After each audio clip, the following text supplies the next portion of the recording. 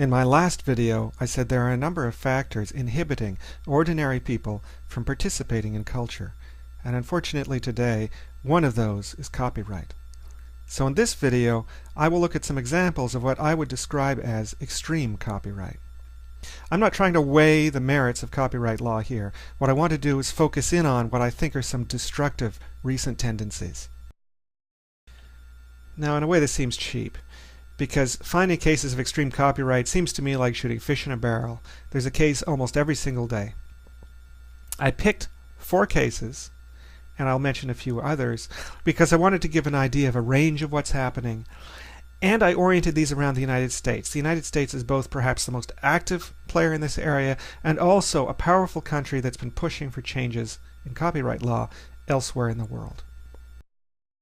The first case I'll look at is Capitol versus Thomas. For several years now, the Recording Industry Association of America, the RIAA, has been seeking out people who have been engaged in file sharing and sending them letters demanding that they pay thousands of dollars or they will be sued for copyright infringement. The vast majority of people settle, and I think you'll see why. But in this case, the defendant didn't settle, and the case went to court.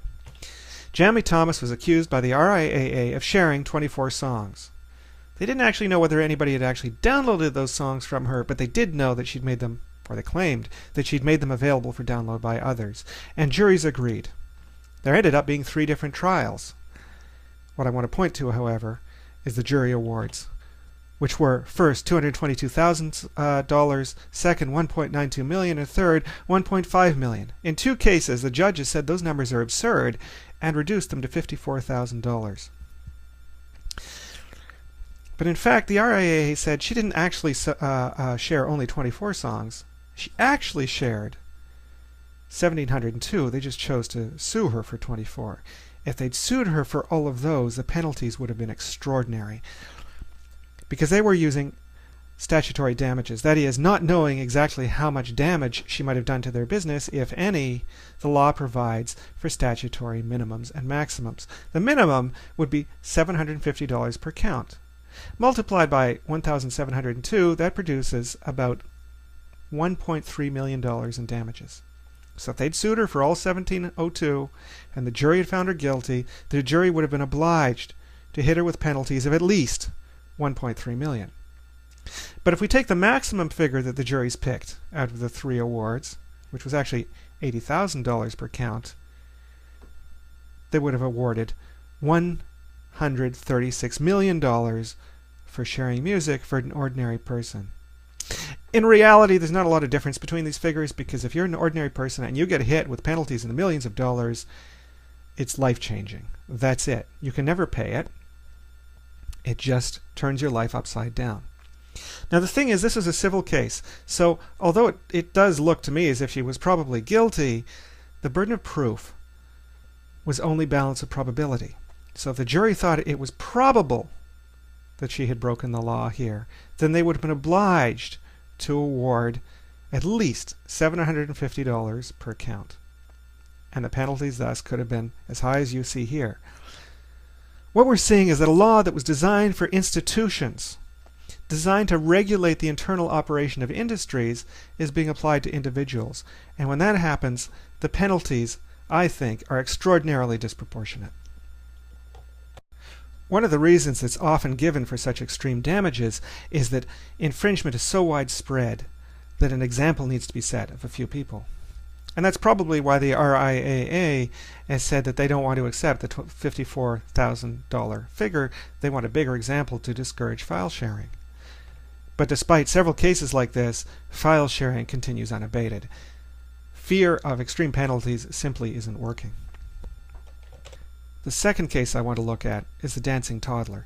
Stephanie Lentz was a mom. She was playing some music, and her son was 2 years old. And if you've had a 2-year-old who hears music, he'll start dancing. So she did the natural thing.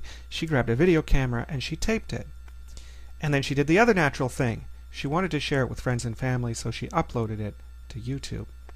Now, it turned out that the song was Let's Go Crazy by Prince, and Prince was not pleased.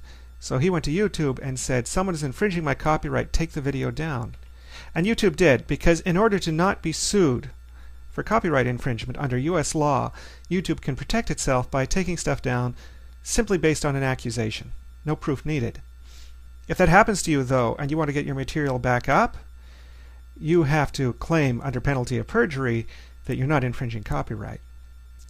Walentz was incensed by this, and she got a lawyer, and she went to court, and she sued Prince, or his record label, saying, hey, this is ridiculous. This is reasonable under US law. I should be allowed to do this. And so far, the court has been sympathetic. You can imagine, though, when it's easier to get something taken down than it is to get it put back up, that this can be abused. In the run-up to the 2008 U.S. election, John McCain had this problem. Now, John McCain had actually voted for the law back in 1998. What happened in 2008, though, was that his campaign had some ads in which they used news footage. And the owners of the news footage, networks like CBS and Fox, issued takedown notices to YouTube. The material went offline. McCain's campaign responded and said this is fair use under U.S. law, put it back up, but there was a delay of 10 days to 2 weeks. In an election, that can be a long time. McCain's solution was that maybe politicians should have an exemption. But you can imagine, if this happens to John McCain, and an accusation merely needs to be made to take something down, that there's a serious risk that ordinary people will have stuff taken down frequently, and it has happened.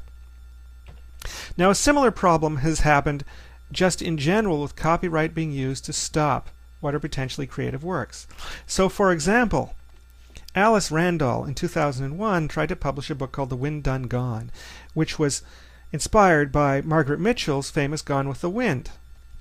The Wind Done Gone, however, is from a slave's point of view, and it avoids the names of the locations or the characters in the original Gone with the Wind. Nonetheless, her publisher was sued, and in the end she settled to pay an undisclosed sum to a charity, in return for which she was permitted to publish the book that she had written. The point I want to make here is that it's remarkably easy for copyright to stop artists and ordinary people from expressing themselves in original ways. The third case I want to look at is that of Mark Fiore. Now, Mark Fiore is a political cartoonist, a caricaturist, which obviously I am not. And Mark wanted to distribute his cartoons as an app in the App Store so that people with iPhones or iPads could download it. But the thing is, if you want to get something into the App Store, you need Apple's permission. And Apple said no. And one of the reasons they gave was that it contains content that ridicules public figures. Well, the guy's a cartoonist. If he's not ridiculing public figures, he's really not doing his job. In any case, he had also won a Pulitzer Prize for his work. When Steve Jobs found out about the uproar over this, he said, hey, wait a minute. We'll look at this one again. Resubmit your app to the App Store. And indeed, it was approved. Well, of course, the App Store belongs to Apple. Apple should decide what goes into the App Store. But the App Store is also the only way to get something onto the iPhone or the iPad. If I am somebody who creates a piece of art or an application and I want to give it to you, so I've got a willing seller and a willing buyer, or perhaps I just want to give it to you for free, we can't do it without Apple's permission, because Apple has a lock on the device. They have a lock on what the iPhone that you own or the iPad that I own is permitted to do. And you can't put software on those machines without Apple's permission. And furthermore, if you try to work around the restriction that Apple has placed on the device, to work around their so-called digital lock, you'll be breaking copyright law, at least in the United States. So here we have a case where copyright is being used to limit the ability of artists to distribute their work, and not at the behest of creators, but in the interests of the manufacturer of the technology. So what Apple has done is it has used copyright law and digital locks to create a distribution channel over which it has complete control. Even if we own the devices, they still control them. Historically, of course, it's through control of distribution that artists have been screwed over and over and over again. In another case of this, a couple of years ago, Amazon discovered that it had accidentally sold some copies of George Orwell books, 1984 and Animal Farm, that it shouldn't have. So it went into the Kindles that people owned, and it remotely deleted them without notifying them first. So this isn't the first time that technology and digital locks is being used to control what people can read and what they can write and distribute. Finally, I'm going to look at the case of Andrew Ainsworth, another creator. Now, Mr. Ainsworth, in 1977, was involved in the design and the production of the original Stormtrooper masks for the first Star Wars movie. He's not the only person who was involved in that, mind you. There are other people. It was a collective effort. Now, to make a bit of money recently, Mr. Ainsworth made copies of the masks, and he sold them, and he made about $30,000.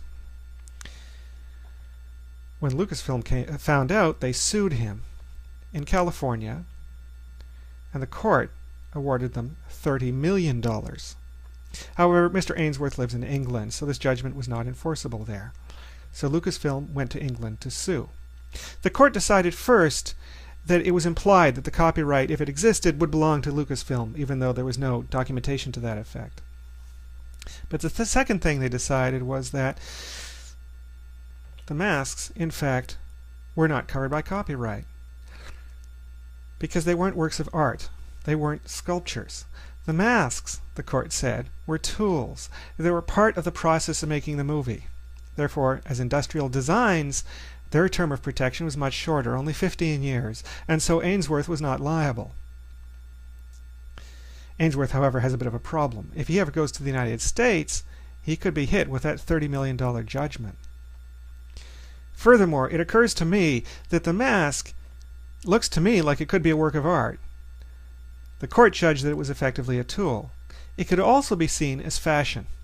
So if we see it as a tool, there's no harm, no foul here. If we see it as a work of art, then the penalty could be extraordinary. And if we see it as fashion, well, fashion isn't covered by copyright. So if it's a hat, not a mask, there's no problem. What these four examples illustrate is that ordinary people and artists alike are vulnerable to having their lives turned upside down by copyright law. The line between being creative, which is good, and infringing copyright is a fine one that's often decided only on a balance of probabilities. And the consequences can be disastrous. And furthermore, while most ordinary people who infringe copyright are not caught, artists operate in public, so they are. So they're either at most risk or most likely to be chased into the arms of corporations and organizations that can shield them from copyright. So how did this happen? How did this come about? That's something I want to talk about in a future video.